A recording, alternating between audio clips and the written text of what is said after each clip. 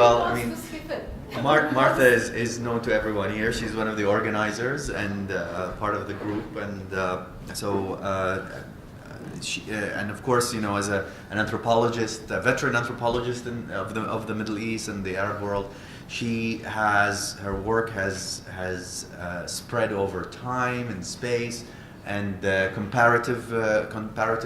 comparative ways. And you know, it's very rare also to see anthropologists who kind of have still that energy to move between places and do these different projects between the present and the past, and looking at the kind of longue durée effects of political economy in the region, and focusing on different scales, from, like, you know, rural areas into more bigger questions on the state and the law. So I'll stop there, because, you know, Martha's will take over with her presentation. Thank you, and I was delighted to have Joy Gordon on the same panel, who gave us a fantastically polished speech. This is work that we're, and I say we, because Cynthia Rarios did all the mapping that you will see here. There's Cynthia. I renamed this talk Empire of Information, the War on Yemen and its Agricultural Sector. And in it, I shall place the material that I have concerning the bombing of rural Yemen over the last 18 months within a wider information regime that allows for the generation and the suppression of information on a rather grand scale. If you read the Arabic press in Beirut, the Safir and Al-Akhbar have done quite well. But if you read only the English press, or the English language presses, then the silence of the Western media for a very long time was much deplored, and rightly. And that silence has been breaking finally in quite crashing ways, as the argument over Western military support for the coalition, and especially for the Saudi military campaign, has moved from the EU Parliament, where it first was taken seriously, to the UK Parliament and even to the USA legislators. And today, as I clicked on the news to see what there was, the front page of The Guardian has complementary material to what I'm going to show you today, from an anonymous group also, who I presume include sort of dissident members of the humanitarian and aid community, and presumably some Yemeni colleagues, I don't know who they are, that have some considerable data, more than I do, but less focused than what we're going to talk about, on the patterns and history and distribution of bombing over the last 18 months. By the way, as you will have gathered in a sense from what Joy said, the silence of the Western media wasn't only a political matter. It was in good part, but it was also that it was, for journalists to get into Yemen, they had to go by sea. They couldn't go by air through the Saudi control over all aeroplanes. And of course, they had to have a reception from one of the warring parties once they arrived there. So it's not surprising that there were rather few. But the Yemeni organizations, both organizations and media, were writing and working, and from early on, one started posting the reports of the Yemeni human rights organizations on a website that we set up. But very little of it was known on the outside, and particularly the work of Yemeni NGOs, at least, never got into the Western media. But even so, the silence needs to be explained given the large presence of international organizations on the ground in Yemen. Prior to the war, and I've argued this elsewhere in two papers with Amin al-Hakimi, who couldn't come to be with us, who is an agronomist, and Frédéric Pella, who is working with Médecins Sans Frontières in Yemen. But prior to the war, Yemen was for many years an economy where outside aid organizations, international, the big ones, World Bank, UN, FAO, IFAD, etc. Regional ones, Islamic Development Bank, Arab Fund for Development, EU. National ones, especially British, Dutch, French, German, and US, along with major NGOs, Oxfam, Save the Children, CARE, MSF, etc., were collectively determinant in both economic policy and food aid. More generally, this is what I was looking at here. This evolved, but I'll skip some of it because otherwise I'll be too long. More generally, this evolving development complex has come largely to dictate and to organize the form and compilation of statistical information on Yemeni society and economy. While Yemeni institutions, both state and NGO, conventionally termed partners by the outside governmental organizations, carried out the work on the ground. Although there were statistical offices in North and South, at least from the early 1970s, both the World Bank and DFID have in recent years sought to increase aid to statistical development. The resulting structure of information tends, and may Bilkis correct me if I'm slipping here or overgeneralizing, the resulting structure of information tends to be at an all Yemen level, taking the form of cartography and summary statistics, with those on health, education, and food insecurity well developed. But other fundamental forms of documentation of the modern state, notably statistics on land tenure, which would require land registration, never done in Yemen, and complex agricultural censuses were not undertaken. More generally, statistical data on particular villages, subregions, and even different ecological regions appears nowhere elaborated. I gave a little background in this paper on political developments, but I'll do a bit of skipping. As I said, since the 1980s, there developed a government of divided responsibility. Outside governing organizations decisive in economic aid and development policy, particularly agricultural policy as part of aid, and the Yemeni state responsible for law, notably personal status law, as opposed, say, to commercial law, the introduction of which in the North, I remember, in the 1970s, occurred under the auspices of aid, education, core health services, although that's a bit divided with the outsiders, something of a hybrid domain, and above all, military forces and security. Although, as you know, the Americans were present, especially in anti-terrorism drone warfare. This governing order was challenged in the massive mobilizations of 2011 and 2012. Contestation focused on President Ali Abdullah Saleh as linchpin of an internationally backed, class-allied system of patronage, extraction, and repression. Here's his Shahadat al-Takharruj. The scale of the potential, sorry, I have to keep my eye on two things. The scale of the potential challenge to the arrangements for governing Yemen led rapidly to, the figure in the poster is Ibrahim al-Hamdi, who was assassinated in 1978. The scale of the potential challenge to the arrangements for governing Yemen led rapidly to an internationally brokered, as you know, UN Special Envoy managed GCC program for political transition, including both a national dialogue conference and the election of a one-man candidate successor, at that time Saleh's deputy Hadi, to the presidency in February 2012 for a term of 2 years. So that we don't go on too long, I will skip, but people often don't know them, the political developments that occurred in the autumn of 2014. But by the beginning of 2015, on the 11th of February, just to give the background that relates to what I was talking about the enormous presence of the big agencies, by 11th of February, the US and the UK were closing their embassies. 2 days later, so did the French, and 5 days later, the World Bank on the 18th of February closed its offices.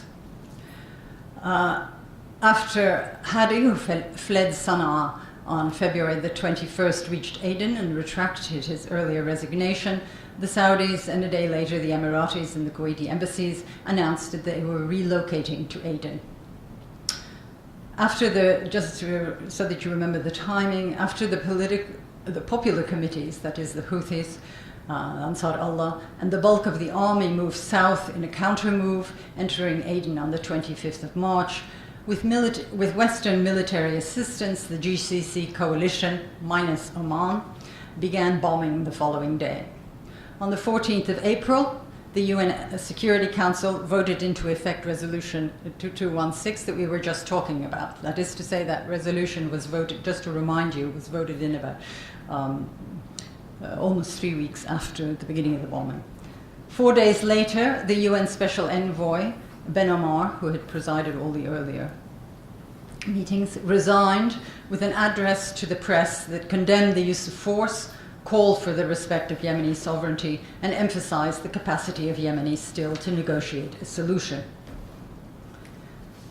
Okay, how can I skip? Okay. Given that, to cut a long story short, most of the major agencies, the only one that undertook new work in that new work of a documentary, of a kind of documenting form, was the ILO, and I'll come back to that during the war.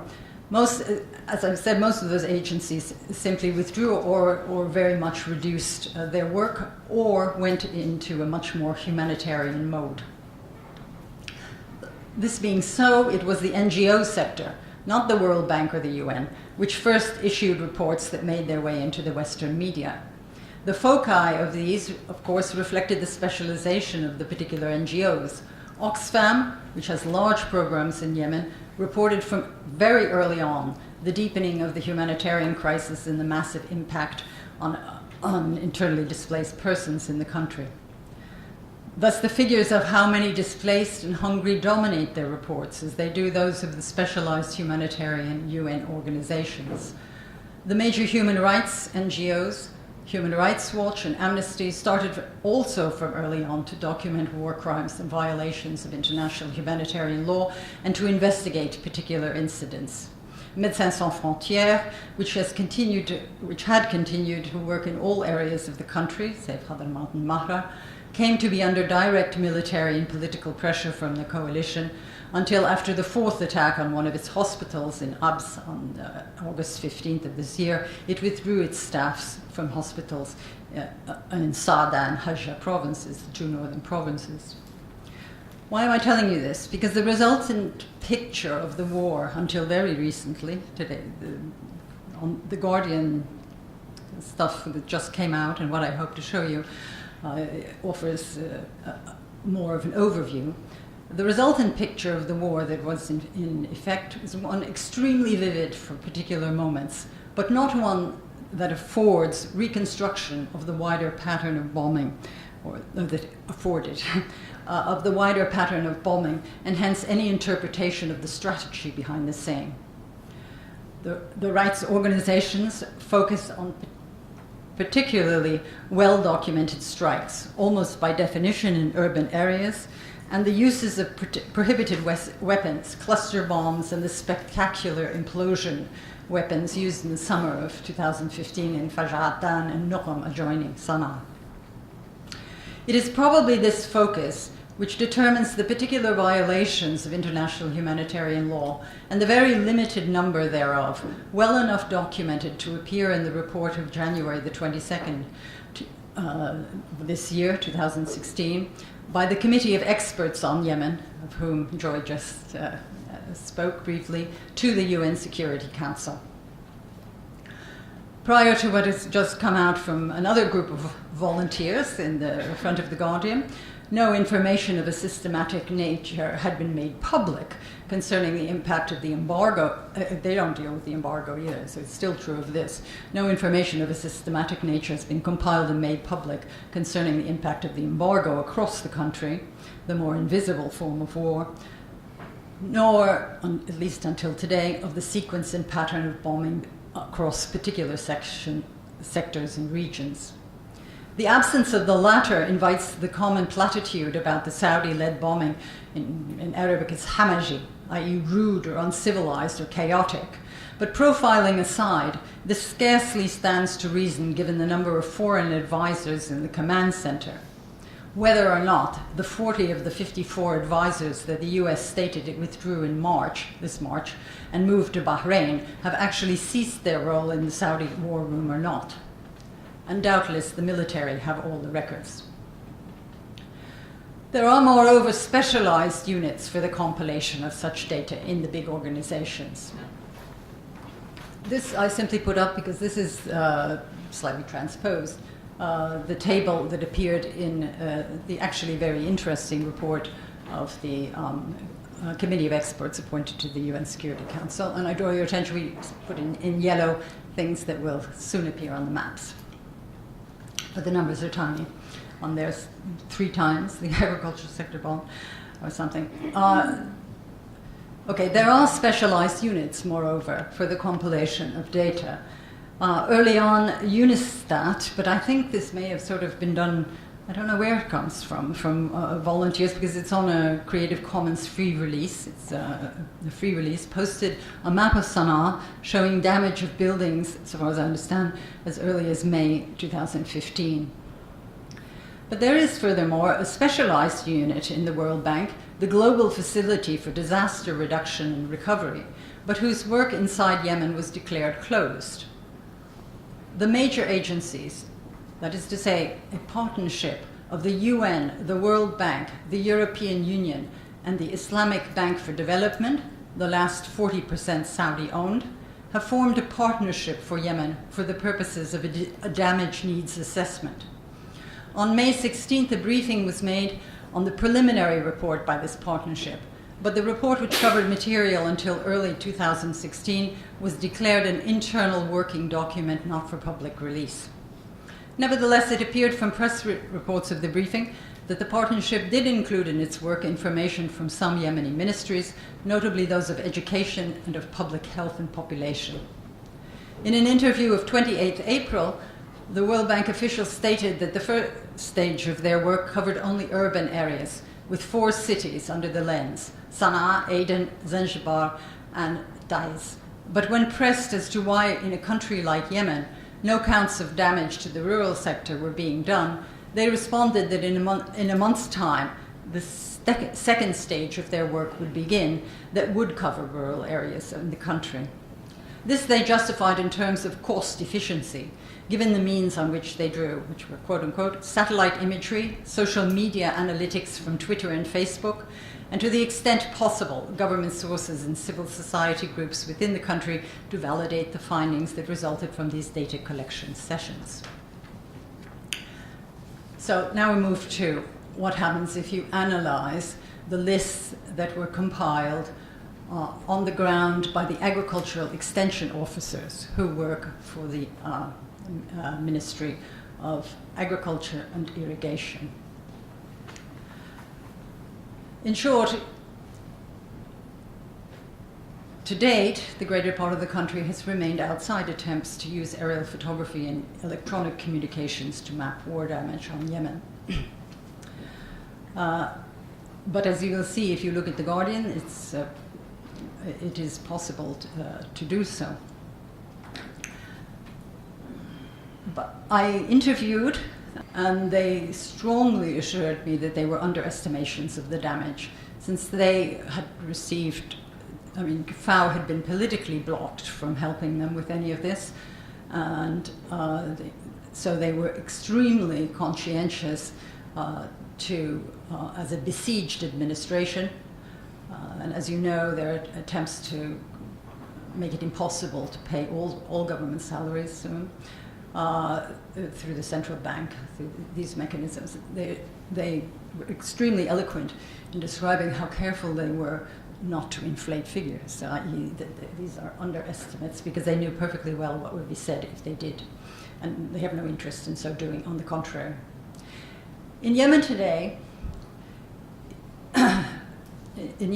even today, over half of the population relies, in part or in whole, on agriculture and animal husbandry. Yet in physical terms, agriculture covers a relatively small part of the land.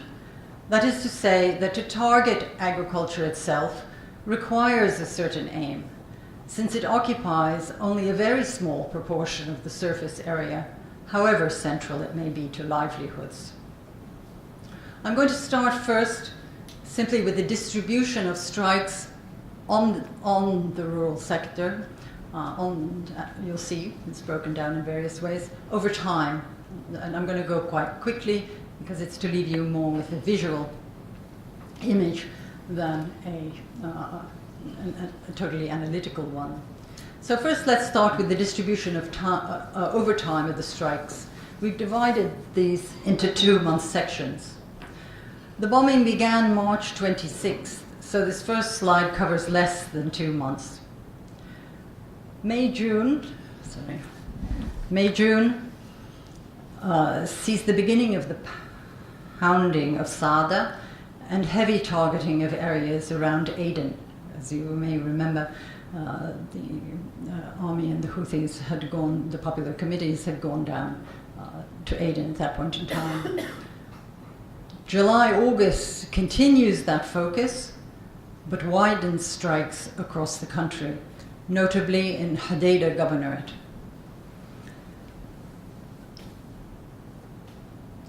The pounding escalates in September-October.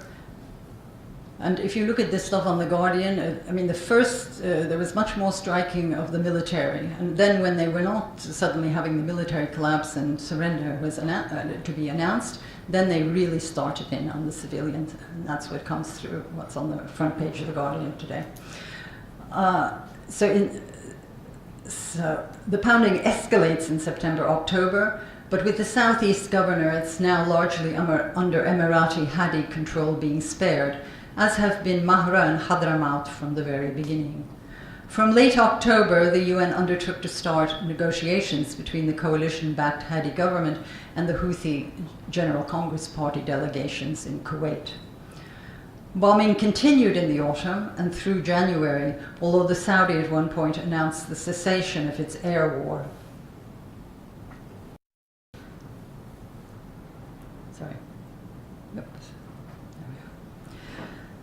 It was effectively only from March that strikes decreased, with the period April to July, the cessation of hostilities having been agreed by the Saudis on the 10th of April, witnessing very little bombing of the agricultural sector, including Sada. But again, from mid-August, after the Kuwait talks failed, bombing was resumed, beginning with a potato and tomato processing factory in Sana'a. Fine, this gives you a bit of an overview of the kind of sequencing. What was the nature of the targets? The lists of the ministry often give much more detailed descriptions than we have aggregated. We have aggregated these into several categories for the purpose of mapping the data. First, farms and agricultural lands. Then animals, including poultry farms and beehives and flocks in the field. And in support of such production, water infrastructure. These three elements we then combine on this map.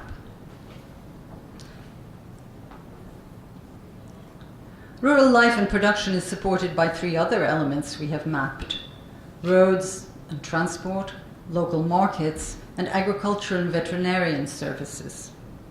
Now, to say that is not to say that schools, health clinics, technical colleges, housing, and mosques are not vital to rural life. The ministry did include some other kinds of targets, notably food storage sites, that's what STORES stands for on this one, agricultural credit banks, and others.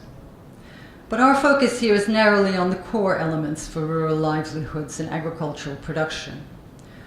Roads, bridges, and gas stations hit were reported by the extension officers, although as they are not technically the responsibility of the ministry, these counts are not as comprehensive as a full count of all such strikes. Local markets were struck time and again, especially in Saada, where the targeting was intense. And agricultural, veterinarian, and irrigation offices were also a major target. From the reports of other ministries, it appears that technical education was systematically targeted, as were the technical support administrations for agriculture. The major Tehama Development Authority, established in the 1970s and housed out just on the edge of Hadeda, housing the written memory of years of development interventions and responsible for the maintenance of a major series of irrigation structures, was heavily targeted. Putting them all together reveals a program for the destruction of rural livelihoods.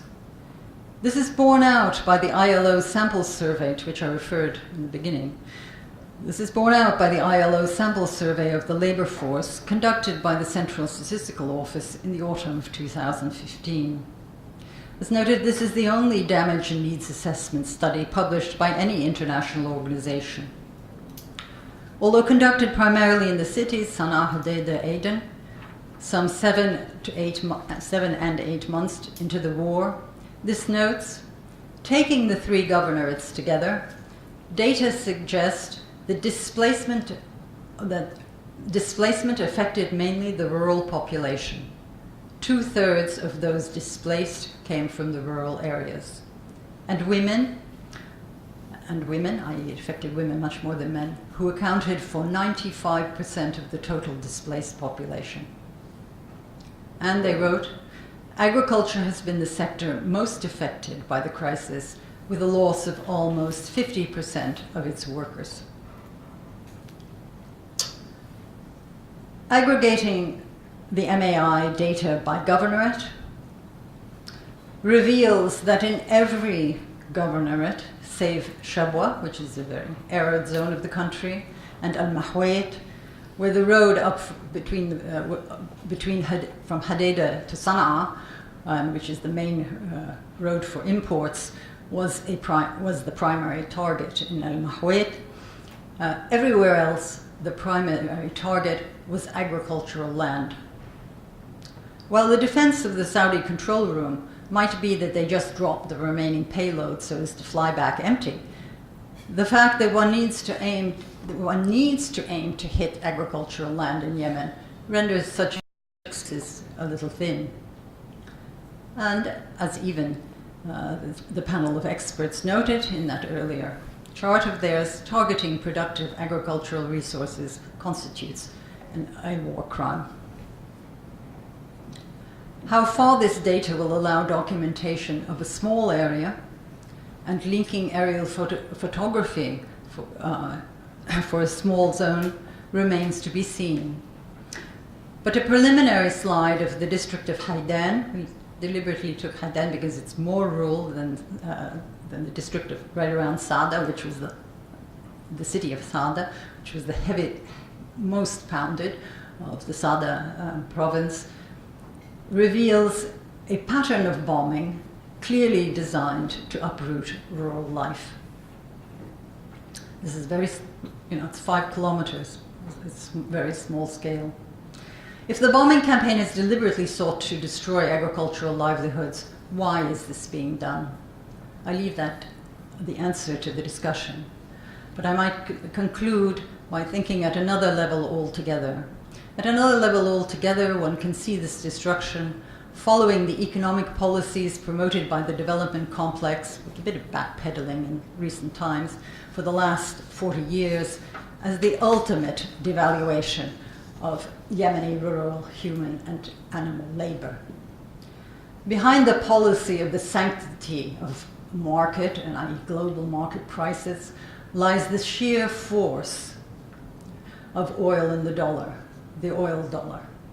It was embodied in the cheap wheat from the United States that flooded Yemen from the end of the 1960s. It commanded the mass exit of Yemeni male rural labor to build the oil dollar kingdom of Saudi Arabia for 2 decades, between 1970 and 1990, and their expulsion when no longer needed or docile. It oversaw the devaluation of the historical investment in terracing, knowledge, and water husbandry that was the backbone of rural life. It cheapened rare, scarce, okay? It cheapened rare subsoil water by quick access to what was always known to be a limited resource requiring husbandry.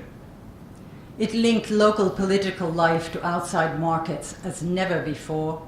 And finally, it transformed Yemeni elite forms of consumption and imagination into those which it alone could provide.